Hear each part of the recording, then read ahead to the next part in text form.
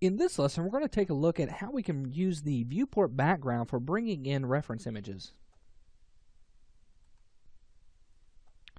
Okay, so in this lesson, we are in the 02begin.max file. And what we want to do is go ahead and demonstrate how we can bring in reference images into the viewport background. So I need to decide which image I'm going to bring in first. So I'm going to bring in my front view image first. So I want to make sure that I actually have my front view actually selected. Now we go to Views in our menu bar, and you'll find Viewport Background. Now you'll also see Viewport Background in this menu here, and you'll notice the shortcut Alt and B. Okay, so you can use that as well to bring up your Viewport Background dialog box. Now the first thing that you see in your Viewport Background dialog box is the background source. And if we want to bring in an image, we need to go ahead and click on Files. Now the files that we want to bring in, okay, are going to be in our Scene Assets folder and the Images folder. Okay. Now you'll see that we actually have our prepped front, prepped side, and our prepped back. So I want to bring in my prepped front, and let's hit Open. And it's going to go ahead and store that, but we have a few options that we need to go ahead and create before we bring this into our front view. So the first thing that I need to discuss is my aspect ratio. So the aspect ratio is going to be delivered in three different ways. It's going to be delivered by the actual size of the viewport itself, which as of right now it's very long and short. Okay.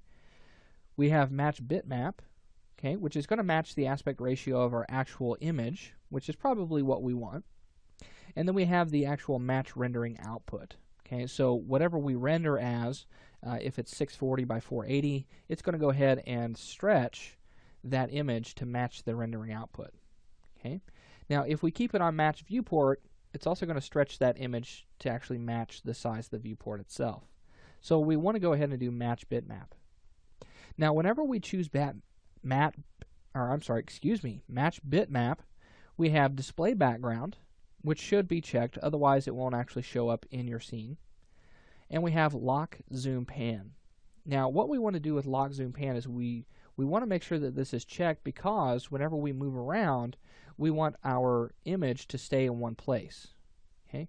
If we don't have this checked and you start modeling your character and you start panning around, that image is going to move with the camera, and it's going to get offset from your actual model, and you're not going to be able to line that back up again, or it's going to be really difficult to. So let's go ahead and hit OK, and you'll see that it brings in our image into our front view. And now because we have lock zoom pan on, you can see that we can actually pan around and our image will stay in place. Okay. Now normally what I like to do is hit G on the keyboard to turn off the grid, so that way I can see more of my image. That grid just tends to get in the way. Now what I can do is I can go ahead and zoom in on my image, and you'll notice that once I start getting into some of this detail, this gets very, very pixelated. And there's a couple of things that we need to actually set up before we can start working on this. We need to clean this up.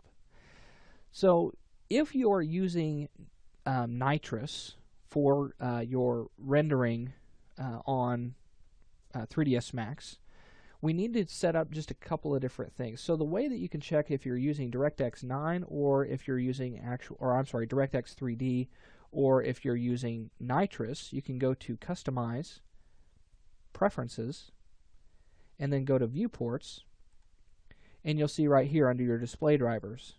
Okay, right now we're using nitrous.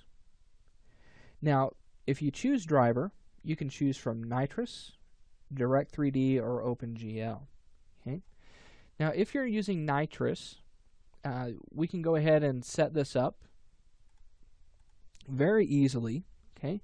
This is one of 3ds Max's new features, nitrous. It creates that realistic viewport, and it's very nice to work with, but sometimes with these images it's kind of hard to set up. So let's actually go to Rendering, Render Setup, and in our Common tab we'll have a section called Bitmap Performance and Memory Options. So let's go ahead and set this up, and you'll see that we get a couple of different options here. So in order to actually display my bitmap images as closely as possible to their actual resolution, I want to go ahead and check this Enable Proxy System. Now with this enabled, we're going to have this downscale map, and by default it's going to be set to half. Well, I want full resolution on my image, so I'm going to go ahead and switch this to full. Okay. Now our render mode is going to go ahead and say render to full resolution image, and that's fine. We'll just leave it exactly the way it is. Now it's going to go ahead and create a proxy of this image for us, and it's going to show us where it's going to save that, and that's totally fine. I'm going to keep it right where it's at. The textures and rendered images, all of this we can leave exactly the way it is. So the only thing we have to do now is go ahead and hit OK, generate proxies now. Now let's close out this render setup, and you'll notice that it'll go ahead and update. And now we can see this much better. Okay. Now if this does not show up and it still looks a little pixelated, just hit your save button and it'll go ahead and update that.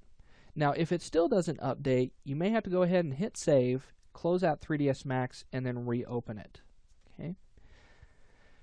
Now if you are working on a system, let's say you're working with 3ds Max 2011 or 2010 and Nitrous isn't available, or it just doesn't work well on your computer, we could go ahead and actually just use DirectX. And this is done just as easy. So let's go to Customize, Preferences, and I'm going to have to go ahead and hit Choose Driver. And I'm going to switch this over to Direct3D for those who are actually using Direct3D. Now it says that it's going to have to wait and take effect until 3ds Max starts again. So I'm going to go ahead and hit OK on this, and OK. And I'm going to have to close this down and then bring up 3ds Max again. Now I've gone ahead and I've closed down 3ds Max and then brought it back up, and you'll notice that the front view is empty. Okay, well it's not actually empty, we just need to go ahead and update the viewport background. So if you were in that boat to where you had to shut down and then restart, just go to Views, Viewport Background, and Update Background Image, and this will come back. Now I've gone ahead and I've switched back over to the DirectX 3D. Okay, and you'll notice that it's very pixelated, so I'm going to show you another way to actually reset this and make it look really nice.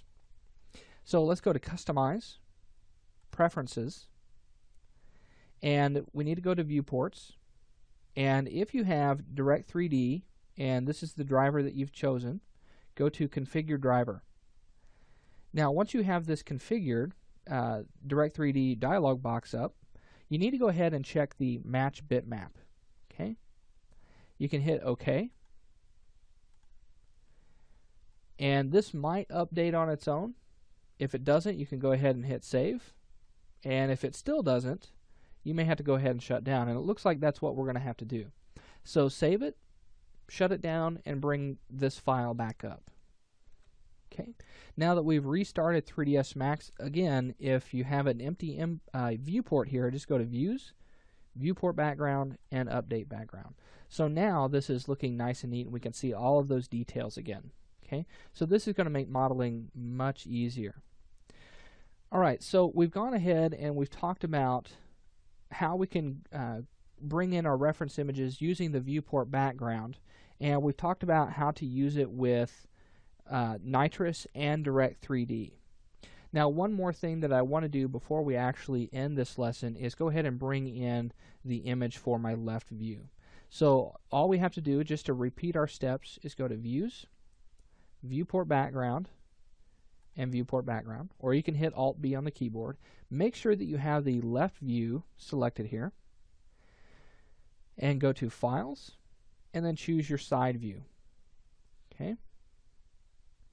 Make sure you choose Match Bitmap, and make sure that Lock Zoom Pan is also checked. Let's hit OK, and there's our image. Now again, if you want the grid out of the way, just hit G on the keyboard, and now you're ready to go.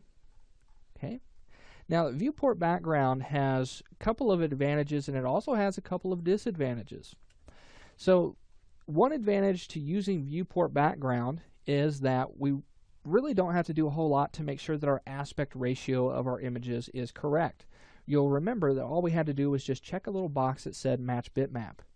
Okay, and this way of setting things up tends to go really, really quickly. The other advantage that you have is that it's not actually in the viewport. So you can look in your perspective, and while you're trying to inspect your model, you don't have all these image planes in the way. Okay? And the other another advantage is you can't actually select these. So you're not moving around your images around by accident. So with that said, we also have some disadvantages to this. My personal way of modeling is I like to go full screen so I can see as much of my model as possible. And I like to switch between views. So I'll go to perspective, and I might do some inspecting of the model, and then I'll go to my front view, and I'll model a little bit in the front view, and then I'll go to my left view and model a little bit there. Now, I was using my keyboard shortcuts to do that. I was hitting P on the keyboard to go to perspective. I was hitting F on the keyboard to go to my front view, and hitting L on my keyboard to go to my left view.